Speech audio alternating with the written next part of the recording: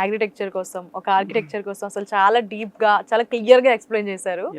And ఒకటి విన్నాం మీ గురించి, లైక్ ఒక 100 ఫార్మర్ స్టోరీ అనేది మీరు డాక్యుమెంటరీ చేశారు అని. సో అసలు ఏంటి ఆ స్టోరీ? సో నేను చెప్పాను కదా, కాలేజ్లో అందరు పిచ్చోడ్ లాగా చూసేవాళ్ళని. అంటే ఏంట్రా వీడు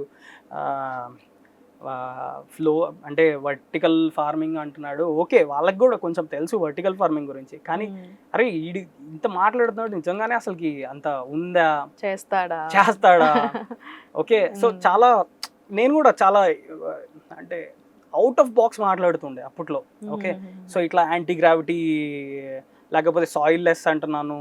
అప్పటికి పిహెచ్ వాల్యూస్ వీటి ఎగ్జాక్ట్ రేషియోస్ తెలియదు అనమాట. సో అప్పుడు కూర్చొని ఓకే ఇట్లా రీసెర్చ్ చేస్తూ అసలుకి లేదు పిచ్చెక్కేది. అంటే అరే నేనేమన్నా తప్పు చేస్తున్నానా, ఒక పక్క ఆర్కిటెక్చర్లో నేను అంటే ఇది నేర్చుకుంటున్నాను, కానీ నాకు చేయాలనుకుంది అగ్రికల్చర్. సో అగ్రికల్చర్ రిలేటెడ్ నాకు అర్థం కావట్లా, ఫిగర్ అవుట్ చేసుకోవాలి అప్పటికి. ఓకే, కానీ నాకు ఇది వర్టికల్ ఫార్మింగ్ చేయాలన్న విషయమే తెలుసు, ఎలా చేయాలి, ఎందుకు చేయాలి అనేది అంత ఐడియా లేదు. అదే ఒకటి ఉండేది చిన్నప్పుడు ఎవరన్నా అడిగితే నువ్వేమవుతావు అంటే నేను ఐఏఎస్ని అవుతాను, అదొక కోరిక ఉంటుంది కదా. అది కూడా కోరికే, నా 3rd ఇయర్ దాకా అది కోరికే. నేను ఇట్లా వర్టికల్ హైడ్రోపోనిక్స్ని లేకపోతే స్కిన్స్ని, బిల్డింగ్స్కి స్కిన్స్ డెవలప్ చేయాలన్నది నా కోరిక. ఆ కోరికని ప్యాషన్గా కన్వర్ట్ చేసుకోవడం కోసం అదొక పీక్ టైం అనమాట. ఆర్కిటెక్చర్ చదివే ప్రతి ఒడికి 3rd ఇయర్కి రియలైజేషన్ వచ్చేస్తుంది. ఫస్ట్ ఇయర్ మొత్తం బేసిక్ డిజైన్, 2nd ఇయర్ మొత్తం ఒక సింపుల్ మాడ్యూల్స్ ఉంటాయి, 3rd ఇయర్ వచ్చేసి బైలాస్. అక్కడ బిల్డింగ్స్ కోసం మాత్రమే చదవాలి. బిల్డింగ్స్లో ఎట్లా ఏ రేషియోస్ ఉంటాయి అవన్నీ నేర్చుకోవాలి. అక్కడ కొంచెం టఫ్ అనిపిస్తుంది నాకు. ఎట్లా అంటే అరే నేను ఇది కాదు కదా, టైం ఇక్కడ ఏమన్నా స్పెండ్ చేస్తున్నానా. సో 3 దాకా కాలేజ్ ఉంటే దాని తర్వాత నేను పూసాకి వెళ్ళిపోయేవాడిని అక్కడ నేర్చుకోనికి. అసలుకి ఇట్లా 3rd ఇయర్ తర్వాత నేను చెప్పాను కదా లియోన్ అని చెప్పేసి ఒక ప్రొఫెసర్ ఒక మాడ్యూల్ చేసాము. ఇట్లా ఫ్లెక్సిబుల్ సోలార్ ప్యానల్, సస్టైనబిలిటీకి ఫ్రీ హ్యాండ్స్ ఇచ్చేస్తే ఫార్మింగ్ స్కూల్ చేసాము. అక్కడ అంటే లేదు ఇంకా నేను ఏదైనా చెయ్యాలి. అదే టైంలో ఇంటి దగ్గర నుంచి కూడా ఒక డిఫరెంట్ టైప్ ఆఫ్ ప్రెషర్ ఉంటుండే నా ఫ్యామిలీ రెస్పాన్సిబిలిటీస్ వల్ల. సో లేదు అని చెప్పేసి బ్యాక్ ప్యాక్ చేసుకొని ఇంటికి వచ్చేసా. వచ్చి అమ్మతో డాబా మీద కూర్చొని, టెర్రస్ మీద కూర్చొని, అమ్మ నేను ఇట్లా ఇండియా మొత్తం ఎక్స్ప్లోర్ వెళ్ళి అసలుకి రైతుల యొక్క కండిషన్ ఏంటి తెలుసుకుంటాను అని నేను మా అమ్మ కూర్చొని చెప్తే, అరే అదేంట్రా మరి కాలేజ్ అంటే, అమ్మ అవుతుందిలే అమ్మ, కాలేజ్ కూడా అవుతుంది అని చెప్పాను. సో అట్లా వెళ్ళిపోయి, సో గుంటూరు దగ్గర నుంచి స్టార్ట్ చేసి ఆ 7 సిస్టర్స్ తప్ప చాలా ప్రతి స్టేట్ ట్రావెల్ చేసి ఒక 100 ఫార్మర్స్ యొక్క డాక్యుమెంటరీని, ఓన్లీ మన ఇండియాలో టెస్టిమోనీస్ని నేను విన్నా. ఓన్లీ ఇండియాలోనే, నేను వేరే దేశం గురించి మాట్లాడు, ఓన్లీ ఇండియాలోనే. సౌత్ ఇండియాలో ప్రతి కార్నర్ నాకు ఇంగ్లీష్ వచ్చు అంటే చాలా మంచిగా, అండ్ తెలుగు బాగానే వచ్చు. ఓకే, ఆ ఎంతూజియాజంతో ఇప్పుడు మీరు చూస్తున్నారు ఏది సైకిల్ మీద ఆల్ ఇండియా ట్రావెల్ చేయటం. ఓకే, ఇంక ఇట్లా కాలినడకల మీద. అప్పట్లో నేను నా దగ్గర ఉన్న సేవింగ్స్తో సో నేను ట్రావెల్ చేశాను. చేసి ఆ టెస్టిమోనీస్ నేను విన్నాను ఆన్ హ్యాండ్. నా దగ్గర ఇంకా వీడియోస్ ఉన్నాయి.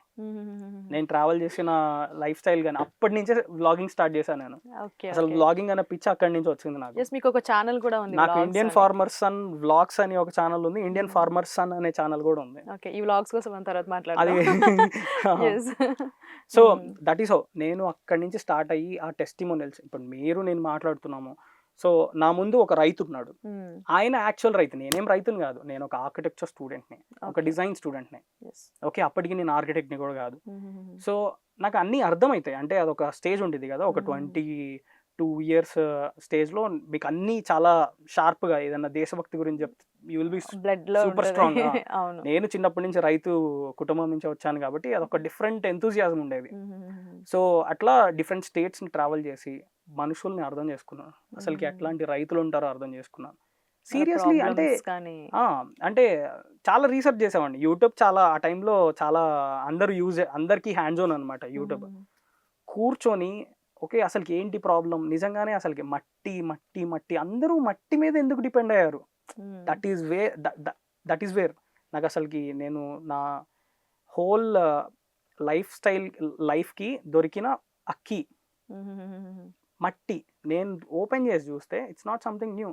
ఈ ప్రిసైజ్డ్ ఫార్మింగ్ ఎప్పుడు హిరోషిమా నాగసాకి మీద బాంబు పడినప్పుడు.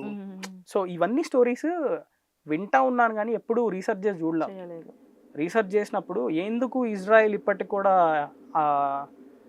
అగ్రికల్చర్లో టాప్ లెవెల్లో ఉంది, ఎందుకు యుఎస్ యూకే ఇంకా వేరే వేరే కంట్రీస్, ఇప్పుడు అదంతా దుబాయ్. సో ఐ రియలీ సే, ఇప్పుడు దుబాయ్ అంటున్నాను, ఈ సౌదీ అరబ్ కంట్రీస్ ఉన్నాయి కదా, ఒకప్పుడు మీరు గూగుల్ ఎర్త్ మ్యాప్స్ ఓపెన్ చేసి ఒక 8 సంవత్సరాల ముందు చూడండి, జూమ్ ఇన్ చేసి వాళ్ళ యొక్క ఎడారులను జూమ్ ఇన్ చేసి ఇప్పుడు చూడండి, you'll see circular green patches కనిపిస్తాయి. What they are developing something very modern. So మనం ఎక్కడున్నామంటే చాలా వెనుకున్నాం. సో యూజువల్లీ నేను మీకు ఒక ఈ అగ్రికల్చరల్ ప్రిన్సిపల్ గురించి చెప్పాలి అంటే ఇది కూడా దాని పాటే. ఇది మొత్తం అప్పుడు రీసెర్చ్లో నేను అంటే నాకు ఒక బైబిల్, భగవద్గీత, ఖురాన్ లాగా నేను అప్పుడు పెట్టుకున్నది. ఇది ఏది ఇప్పుడు ఫార్మింగ్ మొత్తము అసలుకి ఇట్లా స్ప్లిట్ చేసి చూస్తే ట్రెడిషనల్ ఫార్మింగ్, ఆర్గానిక్ ఫార్మింగ్ అనేది ఒక మెథడ్. ఓకే.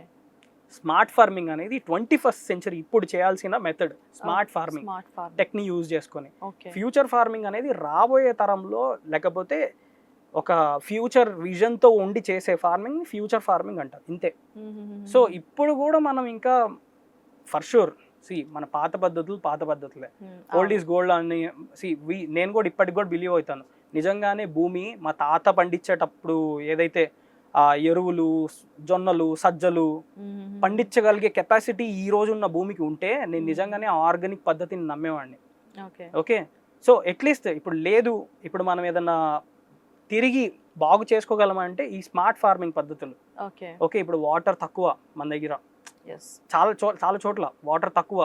ఇప్పుడు సన్లైట్, ఇప్పుడు యువి పెరిగిపోయేసి, ఓకే, ప్రతి ప్లాంట్కి తెగులు అనే ఒక, ఓకే, ఎందుకంటే మన భూమి సారం కూడా తగ్గిపోయింది. ఓకే, దాన్ని మళ్ళీ రిట్రీవ్ చేసుకోవాలి అంటే కొన్ని పద్ధతులు ఉన్నాయి. స్మార్ట్ ఫార్మింగ్ టెక్నాలజీని యూజ్ చేసుకోవాలి, లైక్ డ్రిప్ ఇరిగేషన్ సరిగ్గా వాడుకోవాలి, పిహెచ్ లెవెల్స్ని అర్థం చేసుకోవాలి, రైతులు క్లైమేట్ని అర్థం చేసుకోవాలి. ఫస్ట్ ఆఫ్ ఆల్ లాక్డౌన్ అదృష్టం కొద్దీ లాక్డౌన్ తర్వాత ప్రతి ఇంట్లో స్మార్ట్ ఫోన్ ఉంది. ఇది నిజం. ఎందుకంటే నేను మా ఊర్లోనే చూశాను, ప్రతి ఇంట్లో ఉంది. వాళ్ళ పిల్లల కోసమో లేకపోతే ఏదో ఒక విధంగా ప్రతి ఇంట్లో స్మార్ట్ ఫోన్ వచ్చింది. వాట్సాప్ ఉంది వాళ్ళకి, యూట్యూబ్, ఫేస్బుక్, ఇన్స్టాగ్రామ్ తెలియదు కానీ ఫేస్బుక్ అయితే ప్రతి ఒక్కరికి ఉంది ఇప్పటికి కూడా. మనం వాడలేదు ఫేస్బుక్, కానీ వాళ్ళ అప్పటి కాదు, ఇప్పుడు రీసెంట్ గా నేను లాక్డౌన్ టైంలో నేను ఊర్లోనే ఉన్నాను కొంత టైం బట్టికి. సో నేను చూసాను, so how they are using. అదొక సోషల్ మీడియా ప్లాట్ఫామ్, దాంట్లో వాళ్ళు వ్యవసాయానికి రిలేటెడ్ కంటెంట్ ని షేర్ చేసుకుంటూ ఉంటారు. ఇప్పటికి కూడా మా నాన్నది ఊర్లో ఫార్మర్స్ అని చెప్పేసి ఒక గ్రూప్ ఉంటది, నేను సరదాగా ఓపెన్ చేసి చూస్తూ ఉంటాను. అంటే అర్థమవుతుందా, ఇప్పటిదాకా మనకి ఒక స్పెసిఫిక్ ప్లాట్ఫామ్స్ లేవు. కొన్ని ఉన్నాయి, ప్లాంట్ ఐఎక్స్ అని, బట్ అంత డిరైవేషన్ లేదు. సో ఇది కూడా మన ఒక ప్రాజెక్ట్ అన్నమాట. సో ఇట్లా ఈ 100 ఫార్మర్ స్టోరీస్ కూడా ఇవే. ఈ 100 ఫార్మర్ స్టోరీస్ ని చేసి యునైటెడ్ నేషన్ మోడల్ మలేషియా పోయినా అక్కడ రిజల్యూషన్ చేసినాం. సో టాప్ 3లో మేము ఈ రిజల్యూషన్ ని పాస్ చేసినాం. నేను మీకు వీడియో బైట్స్ కూడా చూపిస్తాను. మేము లాస్ట్ రిజల్యూషన్ ని మేము చదువుతాం, అంటే ఎవరైతే ఫైనల్ చేసారో వాళ్ళు కూర్చొని చదువుతారు అనమాట. ఓకే. సో అన్నీ ఉన్నాయి, everything is documented, there is nothing to be. ఇంకా ఆ ఎంతూజియాజం ని లాక్డౌన్ దాకా తీసుకుపోయి కీ దొరికేసింది నాకు. Okay, I started hunting, started doing. నాకు డిజైన్ ఆర్కిటెక్ట్ని కాబట్టి మాకు సాఫ్ట్వేర్లు వచ్చు అనమాట. సో మాకు డిజైన్ చేయడం వచ్చు, ఏరియాని అర్థం చేసుకోవడం వచ్చు, స్పేస్ని ఆ మాడ్యూల్ని 3Dలో డెవలప్ చేయడం వచ్చు. 3D మోడల్స్ చేసేవాడిని నేను. ఫ్రీగా ఏదైనా చేయగలం అనుకుంటే డబ్బులు పెట్టకుండా అది మా ఆర్కిటెక్ట్స్లో మేము 3D డెవలప్ చేసుకోగలం, స్కెచెస్ చేసుకోగలం. ఒక పెన్ను పేపర్ ఉంటే చాలు, మేము మాకు కావాల్సిన డిజైన్ని మేము మైండ్లో అనుకుంటున్న దాన్ని మేము పేపర్ మీద పెట్టగలం. This is how 100 farmer stories యొక్క దాని వెనకాల ఉన్న స్టోరీ ఇది యాక్చువల్లీ.